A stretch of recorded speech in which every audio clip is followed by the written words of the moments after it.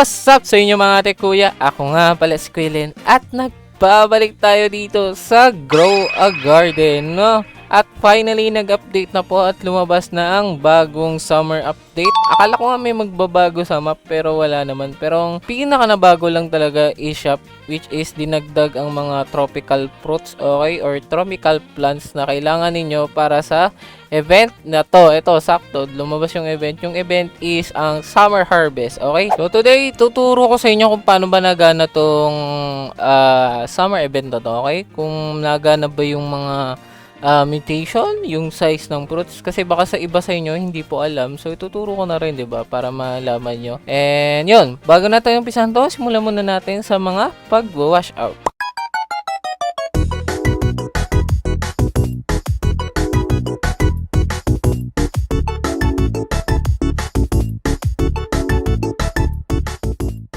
So mga tit kuya, umpisa natin sa pinaka-basic. Ang harvest event or summer harvest po is hindi po singular event.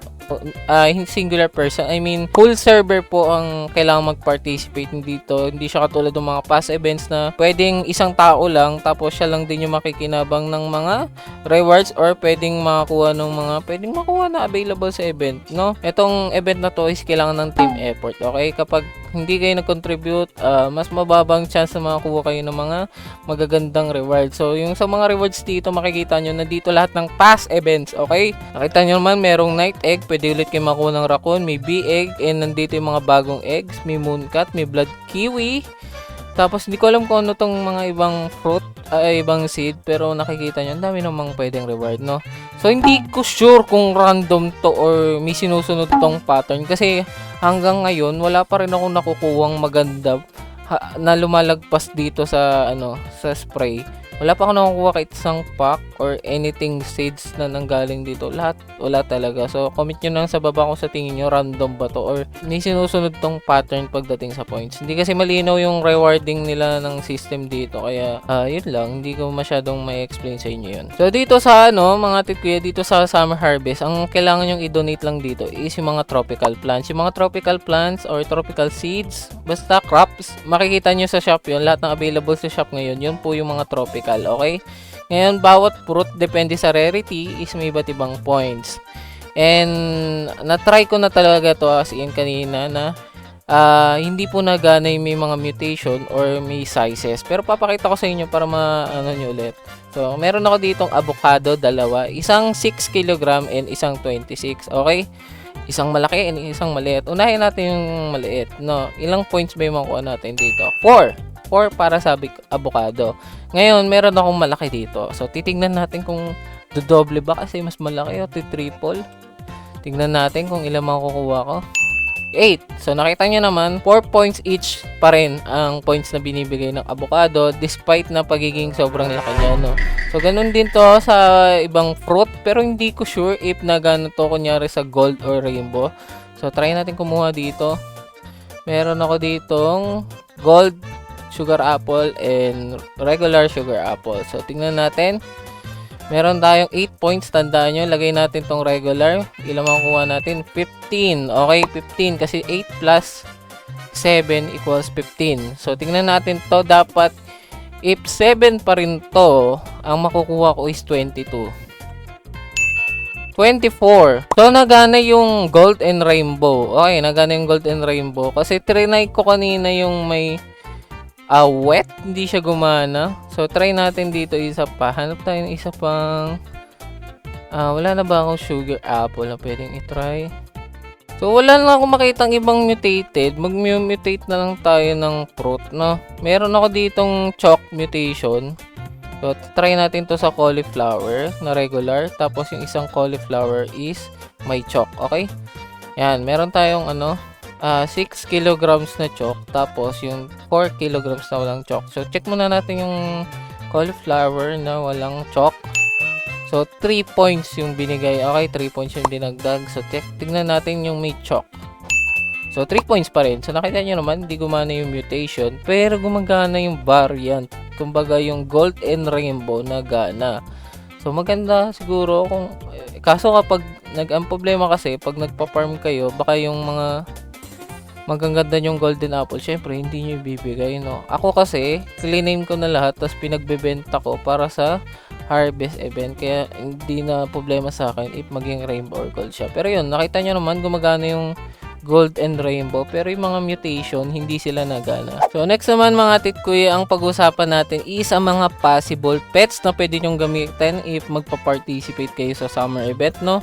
So, eto mga possible lang naman na pwede nyong gamitin. Hindi ko naman nire-recommend if ayaw nyo, okay? So, wala pong pilitan dito. So, unang-unang pwede kong recommend sa inyo is ang Giant Ant, okay? So, isa sa ability ng Giant Ant is 10% chance harvested fruit to duplicate. So, nakita nyo, kaya niya mag-duplicate ng mga harvested fruit. So, ang kailangan kasi pagdating sa summer event is mag-harvest kayo, tapos yun yung i-donate nyo. So, kung meron kayong Giant Ant, may chance kayong mag-lucky dupe. So, maliit lang yung chance niya, hindi naman ganun kataas. Pero, alam niyo yun, ayun o, katulad ng ganyan, nagkakaroon kayo ng additional fruit na pwede nyong i-ambag para sa server or para sa team nyo para lang makataas kayo ng points. Kasi medyo mahirap talaga makakuha ng points and medyo mataas yung requirements if gusto nyo ng magagandang reward. Kaya maganda yung ant if ever gusto nyo, no? So, madali lang siya makuha kasi hindi naman siya ganong rare sa mythical egg. Ang problema nyo lang if mag-i-spawn yung mythical egg kasi masyado na madaming egg na nag-i-spawn. So, baka hindi nyo siya makita pero okay lang. Maganda pa rin siya. Kahit pa paano nagagamit ko siya pagdating sa summer event and malaking tulong niya para sa akin.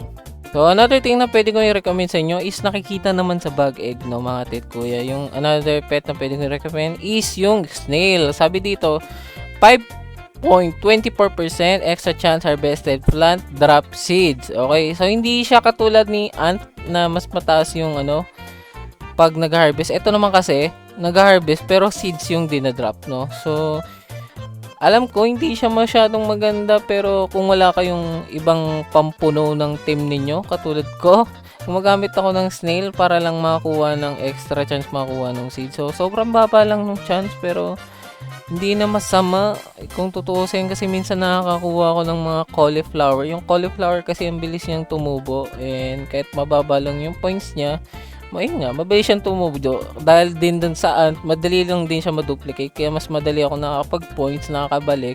So, medyo may synergy sila ni ant kung napapansin nyo. Ang gagawin ni snail, papatasin niya yung chance mo makakuha ng cauliflower. Tapos si ant naman, papatasin niya maduplicate yung cauliflower mo. Kasi madali lang sila. Hindi sila rare plants eh. Kaya madali lang silang duplicate or makuha din yung seed. So, maganda silang dalawa pagsamahin kung napapansin nyo, no? So, maganda rin sila. So, try nyo if may extra slot kayo or may extra snail pa kayo. Pwede nyo gawin yung method na yun. So, last pet na pwede kong i-recommend sa inyo mga titkuya and alternative kung wala kayong giant ant, which is yung red giant ant, okay? So, almost similar lang sila ni giant ant pero may extra spice sa passive niya or sa ability niya. So, yung sa kanya kasi 5% chance na maduplicate yung crop. Pero may extra 5% if fruit type na plant or seed, no? So ewan ko kung pasok si sugar apple kasi fruit siya, 'di ba? Atis to eh. So kung pasok si sugar apple sa category na fruit type, so magiging 10% siya. Almost same din kay kay giant ant. Kaya pwede kayong gumamit nun if wala kayong giant ant. Okay, alternative lang naman siya. Kung wala kayo, sa mythical egg lang din naman siya makukuha. So, pwede nyo makuha yung si giant ant, tsaka si red ant. Kasi pares lang naman silang sa mythical egg, diba? Tama ba? Alam ko pares lang sila sa mythical egg. Mali, sa bag egg pala si sa bag egg pala si giant ant. So, yun. Alternative lang yun sa pet na pwedeng gamitin kapag wala kayong giant ant, no? Red giant ant, nakukuha lang sa mythical egg. Yan lang yung din yung magiging problema nyo. So, other than that mga tikuya, talagang na lang talaga. Teamwork na lang talaga kailangan dito. Pagdating dito, kailangan lahat ng mga kasama nyo sa server or yung magjo-join sa inyo is talagang magko-contribute. Kasi kung hindi po magko-contribute or magpapabuhat lang, wala po talaga kayong mararating pagdating dito sa event na to. Kasi team focus tong event na to. Medyo kakaiba sa mga past event na naranasan nyo or naranasan ko rin.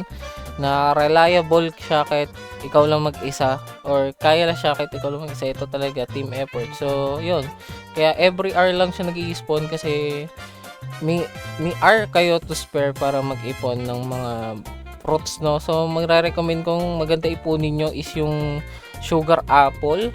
Okay, yung sugar apple yung pinaka-harvest nyo lagi. Gamit na lang kayo ng harvest tool para mas mabilis. Sugar apple, bell pepper, siguro pwede rin.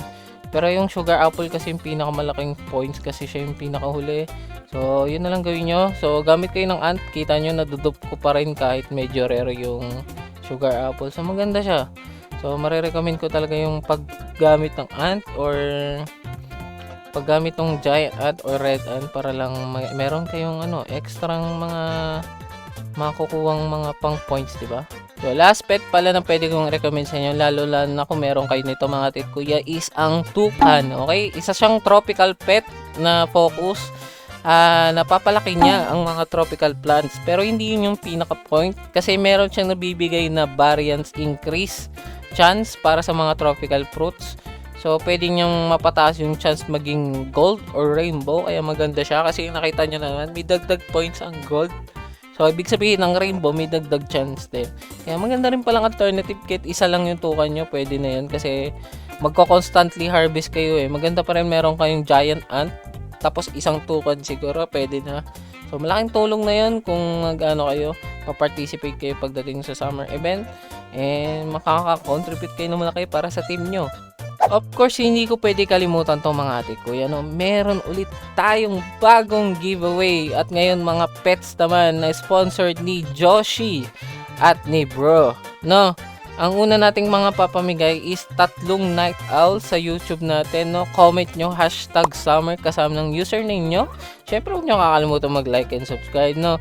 Papamigay natin tong 3 night owl. 3 winner po ang pipiliin ko. Bali tigi isang night owl sila. And itong isang red fox na bigay ni Bro, ipapag-giveaway naman natin sa ating Facebook page. No? So kung hindi nyo pa nakikita Facebook page ko, meron po dyan sa may description. Pwede nyo pong i-follow, okay? And meron din na po pala kaming Discord, no? Discord server. Ano lang siya, parang tambayan, chill lang. Pwede nyo ako makausap doon. Nagchat-chat naman ako doon. Tapos, chill lang. Pwede po ako maging midman. Nagbi-midman po ako. Ako po mismo yung magbi-midman, okay? Para walang scam. And, yun. Pwede kayong maghanap ng mga kagusto nyong mga ka-summer event na kagrupo kasi matitino naman halos lahat ng mga kasama ko walang nagnanakaw. Okay? So pwede kayong sumali doon sa Discord server. Ilalagay ko na lang din yan sa description kung gusto niyo sumali. So, ulitin ko lang, magpapag-giveaway po tayo ng sponsored pets galing kay Joshi and Bro. Itong 3 night owl sa YouTube and itong isang red fox na malaki, sobrang laki isa ating FB page, no? So, huwag nyo kakalimutan mag-like and mag-subscribe. Tapos sa ating Facebook page is huwag nyo kakalimutan i-like and follow, okay? So, again, huge shoutout kila Joshi and Bro for sponsoring this giveaway. So, hanggang dito na lang po ako mga atit kuya. Ito lang lahat po ng pwede kong ituro ko sa inyo. Pasensya na kasi hindi ko mapakita sa inyo ibang pets kasi wala pa ako. And naghahabol pa din ako sa update actually. So, yun. I hope may natutunan naman kayo or nabigyan ko naman kayo ng idea sa mga sinabi ko. Sinabi ko lang po is mga suggestion lang, no? So, nasa inyo pa rin. Gagamit kayo ng mga pets na to or hindi. Or susundin nyo yung mga binigay kong idea or hindi. So, nasa inyo pa rin yung mga tit kuya. Suggestion lang lahat ng ito. So, hanggang dito na lang po ako mga tit kuya. Huwag nyo pong kakalimutan mag-like and subscribe. And hit yung notification bell para updated kayo sa next video natin mga tit kuya. Hanggang dito na lang ako mga tit kuya. Kita-kita tayo next video. Ingat kayo palagi and God bless po sa inyo. And get ready sa mga may pasok bukas. Bye-bye!